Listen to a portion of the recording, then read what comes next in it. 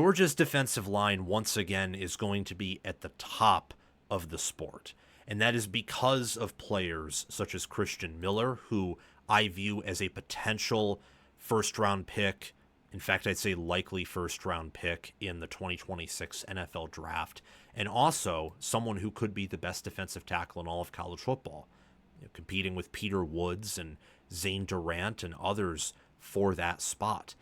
I also love Jordan Hall, Gabe Harris Jr., Joseph Jonah Ajanye, and that's their starting defense, but they're deeper there. They brought in Elo Modozie from Army. Elijah Griffin is a true freshman from Georgia.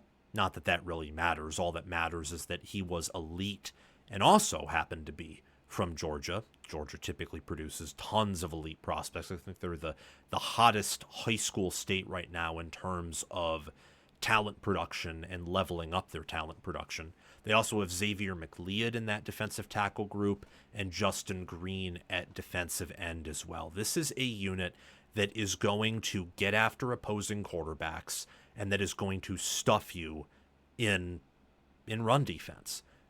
Before we resume this segment, please take a few seconds of your time to make sure you have liked the video, subscribe to the channel, hit the notification bell for the channel and for any team podcasts and playlists linked in the description, and also comment your thoughts down below in the comment section and join my Discord server via the description. All of those things I just asked you to do are completely free, and they sign you up for things related to my channel, or they don't sign you up for anything. No cost to you, and all the benefit to you because we release daily college football content here on College Football with Sam. If you want to support the channel monetarily, sign up for a YouTube membership or check any other links in the description for my merchandise store and Patreon page. Thank you very much, and let's get back to the segment. They will not be the reason why you beat them. They won't. If you are going to beat Georgia's defense, if you are going to gash them, you will have to go over them. You will not be able to go through them. Think about Notre Dame last year. That was one of the worst games I think Georgia's ever played under Kirby Smart. Just the lack of fundamental soundness, losing on special teams, looking as inconsistent as they did, and credit to Notre Dame and Marcus Freeman for beating Georgia and Kirby Smart. However, Georgia in that game completely stuffed Notre Dame's ground attack, and they handily beat them. Their defensive line handily beat Notre Dame's offensive line.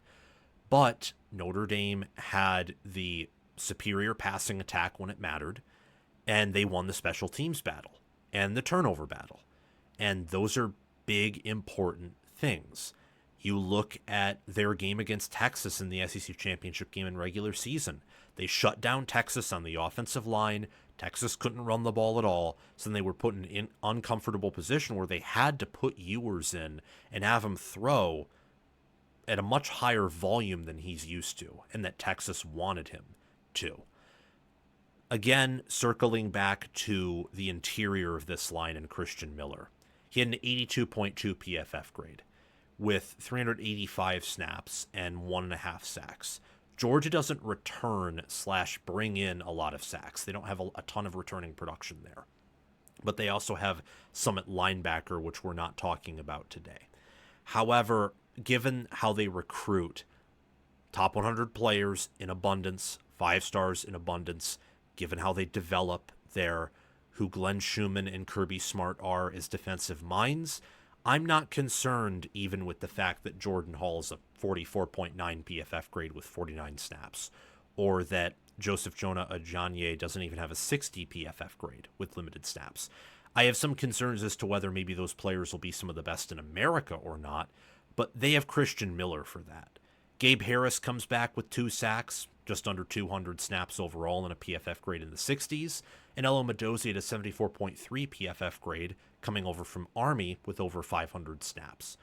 And that's not even talking about players like Xavier McLeod, who will be in the 2 deep, or Elijah Griffin, or Justin Green. You also got to think of Nnamdi Ogboko and Nasir Johnson at defensive tackle and nose tackle. This is a deep unit, and the way they recruit and develop and how they've produced, I think earns them benefit of the doubt over other places that might return more or even did more in the portal, for example. So Oklahoma returns more on the defensive line, but do I think at the end of the year it will be better than Georgia's? Probably not. What about Alabama? Same thing. They return more, but I would trust Georgia there more at the end of the year. Michigan. Michigan is another one of these schools that deserves a lot of benefit of the doubt for how they've developed on the defensive line, not offensive line. Though they've done well there beforehand, but not nearly as well as the defensive line. I right now will tell you that Georgia's starters will probably be better than Michigan's, and they return similar amounts of starters on their defensive line. A lot of that has to do with recruiting, but Georgia, I would give benefit of the doubt on their D line over several defensive lines. Several. And for example, Michigan brought in 2 okay transfers at D tackle, and they return a lot of guys whose PFF grades are dramatically higher than several of these Georgia guys. Dramatically. That's why I list PFF a ton, because it gives a perspective, and very smart people run that organization and give grades out there. But you do also have to give it a grain of salt at times, and you can, if you believe in a staff or a certain player, you can project and make different assumptions. You can do that.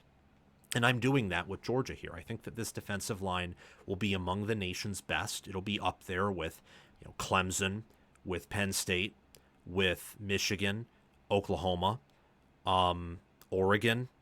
If they explode at D tackle with what they bring back at DN, they could have one of the nation's best D lines. It will be up there for sure. And how this plays in with the schedule that Georgia has. Georgia minus 235 to reach the playoffs, plus 290 to win the SEC. They're only behind Texas in those categories. They have a very advantageous schedule. A lot of home games, 2 neutral field games, only 3 true road games. In all 3 of those true road games, their D-line will have an edge over the opponent's O-line, with maybe the exception of Auburn. Maybe. I could see Auburn with their O-line and what they have there maybe matching Georgia at times in the trenches. That's it, though, and Georgia will be much better than Auburn. I don't care what that podcast who went viral said. Georgia will be several touchdowns better than Auburn. Doesn't mean they'll win. Upsets happen, and it's a rivalry game in the Hornets' nest that's Jordan Hare, but Georgia will be several touchdowns better neutral field, I think.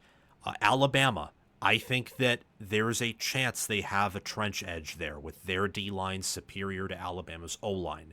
In terms of experience and talent, Alabama should have an edge there, but I do not have the same trust in Alabama and their team with O-line that I do with Georgia and defensive line. They will kick Ole Miss's rear in the trenches.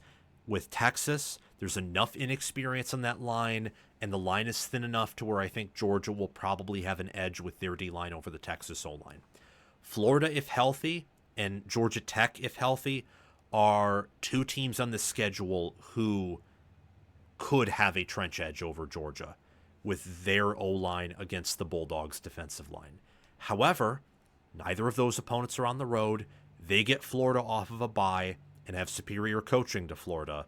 And they don't get Georgia Tech off a bye, but they play Charlotte the game prior, and they have a huge talent edge over Georgia Tech. And with where that neutral site game is played in Atlanta, I bet you the majority of that crowd will be Bulldog fans, and it will be a de facto Georgia home game. So I believe strongly that Georgia's making the playoff. And I think in large part of it is because of how the schedule aligns. They don't play, in my mind, a top 5 team outside of Texas all season long. And they get Texas later in the year when I imagine some injuries could pile up. And Texas is thin enough on the O-line to where if they take one more injury after their backup right tackle went down, that with the depth Georgia has and how Georgia matches up well with Texas, they should be favored to win that game. So there's a lot of optimism around Georgia, at least from me. I'm more confident in Georgia this year than I am in Oregon, Texas, and Ohio State in terms of utilizing their talent to its ceiling because of Kirby Smart, because of their history. Schedule plays into that a little bit, but it's really Kirby Smart and also this defensive line. I still think that Texas, Oregon, and Ohio State will have good defensive lines at varying degrees, but I think Georgia and Texas are a step ahead of the other two on defensive line right now, and I do trust Georgia's staff and what they have overall to better utilize their talents. So this is a unit that will wreck a bunch of offensive lines, a unit that will get to the quarterback, that will not be held in check. You will have to mitigate and scheme around this Georgia defensive line. You will not be able to go through this Georgia defensive line. Thank you for watching College Football with Sam. Make sure that you've liked the video, subscribed to the channel, hit the notification bell for the channel and team playlists and podcasts in the description, joined the free Discord server where we talk college football 24/7, and have commented your thoughts down below. Check out the description for any ways you can support the channel monetarily. Everything else I've asked you to do is completely free, and your support means the world to me. We're trying to become the next big thing on college football YouTube. 6-figure subscribers, maybe 1 million one day. I think we can do that. And also check out any videos or playlists, anything in these columns right here, where there will be videos and playlists. Yeah, you get the point. Have a fantastic day, and I will see you in the next one.